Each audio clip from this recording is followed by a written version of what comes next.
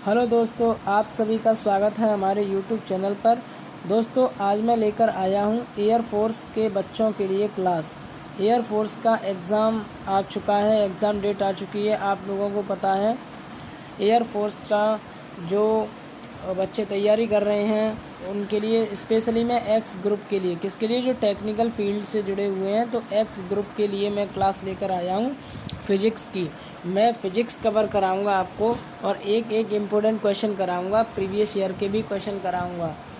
तो देखिए बच्चों, आज मैं एक छोटा सा मॉक टेस्ट लेकर आया हूँ, मिनी मॉक टेस्ट, जिसमें आप लोग ये चेक कीजिए कि क्या आप इतने क्वेश्चंस में से आप कितनों का सही आंसर कर पा रहे हैं। आप एक पेन और कॉपी ले लीजिएगा और आप चेक कीजिएगा लास्ट में जब क्वेश्चन ख़त्म होते हैं तो आपने कितने सही करे, यानी कि आप कितने पानी में हैं, ये आपको पता चल जाएगा इन क्वेश्चनों से। ठीक है, तो स्टार्ट करते हैं आज का पहला क्वेश्चन। समक्ष स्पेक्ट्रोस्कोप की क्रिया निम्नलिखित में से किस सिद्धांत पर आधारित है। पहला ऑप्शन है वर्ण विक्षेपण रहित विचलन पर। सेकंड ऑप्शन कह रहा है विचलन पर। थर्ड ऑप्शन है विचलन रहित वर्ण विक्षेपण पर।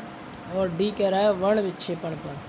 तो आप लोगों को बिल्कुल पता होगा, सी ऑप्शन इसका राइट आंसर हो जाएगा। यहाँ पर क्या है, विचलन रहित वर्ण विक्षेपण पर आधारित है। ठीक है, अब सेकंड क्वेश्चन आता है कि व्हीटस्टोन ब्रिज, व्हीटस्टोन सेतु जिसको कहते हैं, संतुलन की अवस्था में उसमें जो गैल्वेनोमीटर लगी रहती है, उस गैल्वेनोमीटर से कितनी धारा प्रवाहित होती है। ऑप्शन नंबर ए कह रहा है 0, बी ऑप्शन कह रहा है अनंत, तीसरा ऑप्शन कह रहा है यह प्रतिरोध पर निर्भर करता है, और डी ऑप्शन कहता है इनमें से कोई नहीं। तो बताइए क्या आंसर है, होगा इसका सही आंसर क्या होगा, बिल्कुल बताइए। हाँ, तो आंसर इसका सही आंसर होगा ए ऑप्शन। ए ऑप्शन होगा कि क्योंकि संतुलित व्हीटस्टोन सेतु में गैल्वेनोमीटर में कोई धारा नहीं बहती, कोई विक्षेप नहीं आता गैल्वेनोमीटर की सुई में, अतः 0 हो जाएगी धारा।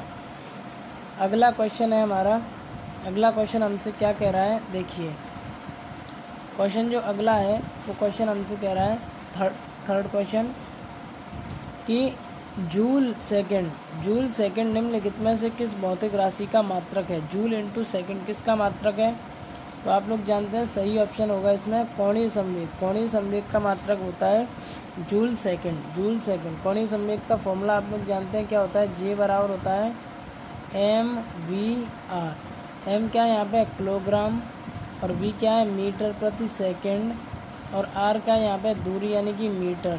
तो हम इसको चेंज करें तो KG into metre square upon second है, तो ये हो जाएगा क्या, जूल प्रति सेकंड। जूल इंटू सेकंड हो जाएगा, क्या हो जाएगा, जूल इंटू सेकंड। चलिए नेक्स्ट क्वेश्चन की ओर चलते हैं। अगला क्वेश्चन कह रहा है कि एक साइकिल सवार जो 100 मीटर त्रिज्या के वृत्ताकार पथ पर चक्कर लगा रहा है और 2 मिनट में वह एक चक्कर पूरा करता है, तो उसका औसत वेग कितना होगा। तो आप लोग जानते हैं कि साइकिल सवार एक चक्कर लगा रहा है, ठीक है, एक चक्कर लगा रहा है। ठीक, अब एक चक्कर लगा रहा है तो आप जानते हैं कि एक चक्कर इस तरीके से कंप्लीट होगा, और एक चक्कर की जो दूरी होगी वो तो 2πr होती है, लेकिन हम यहाँ पर औसत वेग पूछ रहे हैं। तो विस्थापन की अगर बात करें तो पाई विस्थापन तो यहाँ से हो गया और पाई विस्थापन ये हो गया, तो दैट मीन्स 2π विस्थापन तय करेगा। तो समय बराबर क्या होता है, दूरी बटे चाल, और चाल बराबर दूरी बटे समय। तो दूरी क्या हो गई 2πr, यानी कि विस्थापन बटे समय। हमें तो वेग निकालना है, तो विस्थापन बटे समयांतराल यानी कि समय। विस्थापन कितना है, 2πr, कितना है 2πr, 2π हो गया अपॉन जो समय क्या है 2π विस्थापन बटे समय कितना है हमारे पास, 2 मिनट है। कितने मिनट है, 2 मिनट है। कितने मिनट, 2 मिनट। तो 2 से 2 कैंसिल हो जाएगा, 2 से 2 कैंसिल आउट हो जाएगा, और बात आती है 2πr। आर कितना दे रखा था हमें, आर दे रखा है हमें कितना, आर दिया हुआ है बेटा 100। कितना दे रखा है, तो 100। तो यहाँ 2 से 2 कैंसिल हो जाएगा, तो आंसर आ जाएगा 100 मीटर पर सेकेंड। क्या हो जाएगा, 100 मीटर पर सेकेंड। ये आंसर हो जाएगा इसका। चौथे का ऑप्शन नंबर 1 सही है। ऑप्शन नंबर 1 100 पाई मीटर पर सेकेंड, ये इसका औसत वेग हो जाएगा। ठीक है, अगली बात आती है हमारी किसके ऊपर, ऊर्ध्वाधर वृत्त में गति कर रहा है एक पिंड जिसका द्रव्यमान m किलोग्राम है r त्रिज्या के ऊर्ध्वाधर वृत्त में चारों ओर घूम रहा है, उस पिंड का न्यूनतम वेग क्या होगा जब वह उच्चतम स्थिति पर है। यानी कि जब इस तरीके से अगर कोई पिंड गति कर रहा है ये ऊर्ध्वाधर वृत्त में, तो ये होता है उच्चतम बिंदु। यहाँ पर वेग क्या होगा यहाँ पर, तो यहाँ पर जो वेग होता है वो √GL होता है। हम लोगों ने 11th क्लास में आप लोगों को पढ़ाया है जब हम इस डेरिवेशन को कराते हैं। तो उच्चतम बिंदु पर वेग क्या होता है √GL। जी यहाँ पर गुरुत्वीय त्वरण है और L डोरी की लंबाई होती है यानी कि वृत्त की त्रिज्या। तो यहाँ पे r त्रिज्या डोरी त्रिज्या का काम करती है, इसीलिए r की जगह क्या हम लिखते हैं L। तो अब L की जगह हम r भी लिख सकते हैं। तो √GR जो है वो इसका सही आंसर हो जाएगा √GR। अगला क्वेश्चन है अच्छा सा और आप जानते हैं आसान क्वेश्चन है 6वां। एक पिंड जिस पर जो भार है, जिस पर 10 न्यूटन का बल लग रहा है, तो फलस्वरूप 1 मीटर पर सेकंड के त्वरण के कारण 1 मीटर पर सेकंड स्क्वायर त्वरण के कारण इसका द्रव्यमान कितना होगा। मतलब इतना त्वरण उत्पन्न हो रहा है तो द्रव्यमान कितना होगा। तो आप लोग जानते हैं सीधा फॉर्मूला है F बराबर ma। क्या फॉर्मूला है F बराबर ma। फॉर्मूला है हमारे पास F बराबर ma, ठीक है।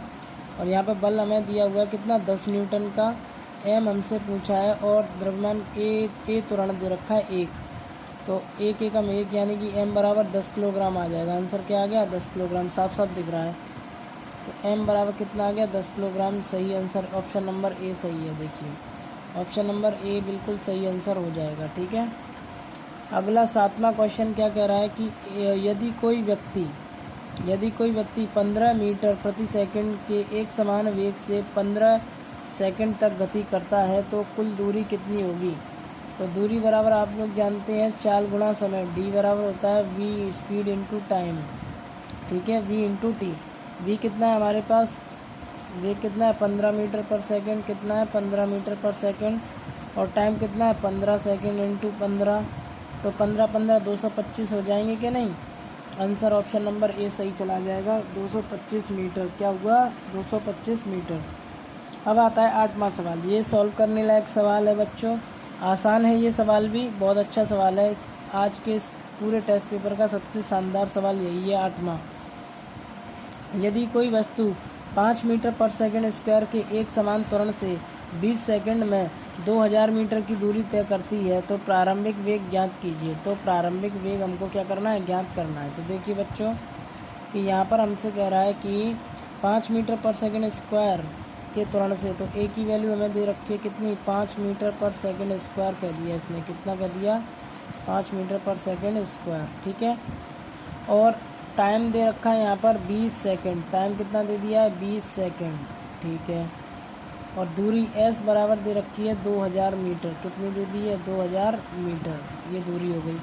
तो फॉर्मूला आप लोग जानते हैं, गति का दूसरा समीकरण होता है s बराबर ut plus half at square. ये होता है फॉर्मूला s बराबर ut plus half at square. s की वैल्यू कितनी दे रखी है दूरी 2000 मीटर, तो ये हो जाएगा कितना 2000 मीटर, ठीक है, बराबर हो जाएगा u हमें पूछा गया है u इंटू टी कितना है, हमें t 20 सेकंड दे रखा है, कितना 20 प्लस 1/2 और हमें दिया हुआ है a कितना दे रखा है 5 दे रखा है, कितना दे रखा है 5 इंटू टी स्क्वायर। टी 20 दे रखा है तो 20 का स्क्वायर हो जाएगा 400। तो यहाँ से 2 से इसको हम कैंसिल कर देंगे तो 2 दूनी 4 और 5 दूनी 10, 1000 हो जाएगा ये। और यहाँ पर कितना है 2000, तो 1000 इधर आके 2000 में से जाएगा, कितना बचेगा 1000 बचेगा। 1000 बराबर हो जाएगा 20u। कितना हो जाएगा 20u। 0 से ये 0 कैंसिल और 2 से ये 50 बार कैंसिल हो जाएगा। तो u बराबर कितना आ गया 50 मीटर पर सेकंड। कितना आ रहा है 50 मीटर पर सेकंड। ऑप्शन नंबर सी इसका सही आंसर हो जाएगा, ऑप्शन नंबर सी। जो बच्चे इसका स्क्रीनशॉट लेना चाहते हैं स्क्रीनशॉट ले सकते हैं, अच्छा क्वेश्चन था ये। अगली बात आती है क्वेश्चन की कि एक व्यक्ति जिसका द्रव्यमान 60 किलोग्राम है 30 मीटर पर सेकंड के वेग से गतिशील है तो उसका संवेग क्या होगा। बहुत ही आसान सवाल है। p बराबर आप लोग फॉर्मूला जानते हैं, p बराबर mv फॉर्मूला होता है। तो m हमें दिया हुआ है कितना 60 kg और v कितना है 30, तो 6 × 18 1800 किलोग्राम इस मीटर पर सेकेंड। 1800 किलोग्राम मीटर पर सेकेंड इसका सही आंसर है। ऑप्शन नंबर ए बिल्कुल राइट आंसर है। आज की सीरीज़ का लास्ट क्वेश्चन है हमारा 10वां, जो कह रहा है कोणीय संवेग बराबर होता है, किसके बराबर होता है कोणीय संवेग? संवेग के, आघूर्ण के, आवेग के, आघूर्ण के, दोनों के, या इनमें से कोई नहीं। वैसे अगर हकीकत में बात करी जाए तो पहला ऑप्शन आंख बंद करके ही सही है, संवेग के, आघूर्ण के। ठीक है, संवेग के, आघूर्ण के बिल्कुल सही है, लेकिन कभी कभी हम अगर ऐसा भी कह सकते हैं कि दोनों के, सी दोनों के भी हो सकता है, क्योंकि आवेग क्या होता है बच्चों? आवेग होता है बल गुणा विस्थापन। क्या होता है? बल गुणा समयांतराल, इसको कहते हैं आवेग। ठीक है, और इसमें आर से गुणा कर देंगे तो ये हो जाएगा आवेग का आघूर्ण। क्या हो जाएगा? आवेग का आघूर्ण। ठीक है, और यहाँ पर जे बराबर फॉर्मूला होता है, कोणीय संवेग को जे से लिखते हैं, तो जे बराबर फॉर्मूला होता है एम वी आर, और एम वी को क्या कहते हैं? संवेग। संवेग यानी कि पी, तो पी इंटू आर कह सकता हूँ इसको। तो देखिए संवेग का आघूर्ण हो गया कि नहीं? पी क्या है हमारे पास? संवेग, और आर क्या है मेरे लिए? आघूर्ण। तो संवेग का आघूर्ण क्या हो गया? कोणीय संवेग। पहला ऑप्शन तो सही हो गया। लेकिन हम पढ़ चुके हैं न्यूटन के दूसरे नियम में कि संवेग परिवर्तन की दर को बल कहते हैं, एफ कहते हैं। तो यहाँ से डेल्टा पी की वैल्यू क्या हो जाएगी? एफ इंटू डेल्टा टी हो जाएगी। कितनी होगी? F into delta T. तो यहाँ पर हम कह सकते हैं पी इंटू आर, यहाँ पर भी बनना है, क्योंकि एफ इंटू डेल्टा टी किसकी हो रही है? पी की वैल्यू हो रही है। तो यहाँ से एक आंसर दे सकते हैं कि पी आर ये भी बन रहा है और पी आर ये भी बन रहा है, तो ये दोनों आंसर हो सकते हैं। लेकिन गलती यहाँ, दिक्कत यहाँ ये आ जाती है कि यहाँ पर ये जो है पी बन रहा है, ये डेल्टा पी बन रहा है, यानी संवेग में परिवर्तन बन रहा है, जबकि यहाँ पर संवेग परिवर्तन की कोई बात नहीं है। अतः हमारा ऑप्शन नंबर ए सही हो जाएगा। क्या होगा? ऑप्शन नंबर ए ही सही रहेगा। ठीक है, तो ये थी आज की क्लास। आप लोग कमेंट करके बताइएगा कि आपको क्लास कैसी लगी। अगर आपको क्लास में एंजॉय आ रहा है, आपको क्वेश्चन अच्छे लग रहे हैं, तो आप मुझे कमेंट करके एक बार मेरा जो मोटिवेट है मुझे मोटिवेट कीजिए और मेरा उत्साह बढ़ाइए कि हाँ सर आप क्वेश्चन लेकर आएँ। तो मैं आपके लिए जब तक आपका एग्ज़ाम नहीं हो जाता तब तक मैं ढेर सारे प्रैक्टिस सेट लेकर आऊँगा, पिछली साल के क्वेश्चन पेपर लेकर आऊँगा और सॉल्व कराऊँगा आप लोगों को, और आप लोगों का स्कोर और पहले से इम्प्रूव करवा दूँगा। तो इसके लिए ज़रूरत है मुझे मोटिवेट होने की, और मैं मोटिवेट तभी होऊंगा जब आप लोग मुझे कमेंट करके प्रेरित करोगे ऐसा कुछ करने के लिए। तो ठीक है स्टूडेंट, आप सभी की जो भविष्य है उसकी मंगल कामना करते हैं, और आपका एग्ज़ाम अच्छा हो, आपकी तैयारी अच्छी बनी रहे, ऐसी कामना करते हैं। बाकी आप कमेंट करके हमें बताइए। साथ ही चैनल पर अगर आप नए हैं तो सब्सक्राइब कर लीजिएगा और वीडियो को शेयर अवश्य कीजिए। धन्यवाद।